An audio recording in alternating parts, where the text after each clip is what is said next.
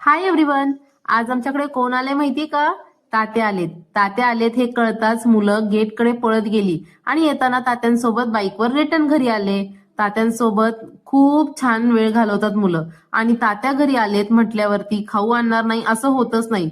भरपूर सारा खाऊ आणला होता आणि तोच घेऊन मुलं घरात येत होते. बाकीच्या पिशव्या तात्यांनी सोडल्या तोपर्यंत मुलांचा इथे पहा डान्स, कारण आज सगळ्यात फेवरेट त्यांची पाणीपुरी सुद्धा घरी आलेली आहे.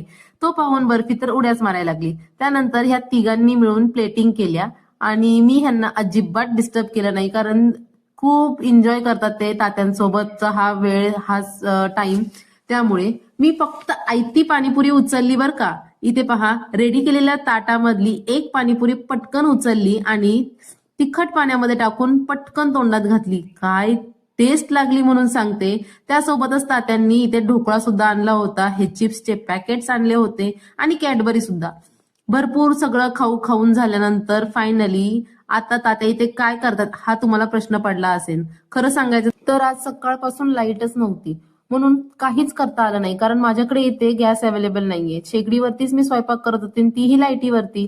मग काय, तात्यांना अक्षरशः मी चहा सुद्धा बनवून देऊ शकले नाही, इतक्या वेळ लांबून प्रवास करून आलेत तरी सुद्धा. मग काय, तात्यांनी मला मस्त अशी चूल पेटवून दिली. तात्या येताना मस्त ताजे ताजे मासे घेऊन आले होते आणि आज मी चुलीवरती मस्त असा स्वयंपाक बनवणार होते. फर्स्ट टाइम मी एकटी स्वयंपाक, दरवेळेस आई असतातच सोबत, पण यावेळेस मला एकटीला चुलीवरती स्वयंपाक करायचा होता. सो तात्यांनी मला मस्त चूल पेटवून दिली. तोपर्यंत मी घरात बाकीची सगळी आवरावर करून घेतली आणि आता चुलीवरचा स्वयंपाक पाहायचा आहे ना तुम्हाला कसा झाला होता. खरंच तुम्हाला सांगते खूप टेस्टी झाला होता. काय बनवलं, कसं बनवलं ह्यासाठी तुम्हाला नेक्स्ट ब्लॉग पाहावा लागेल. व्हिडिओ आवडल्यास like, share, subscribe. Bye bye.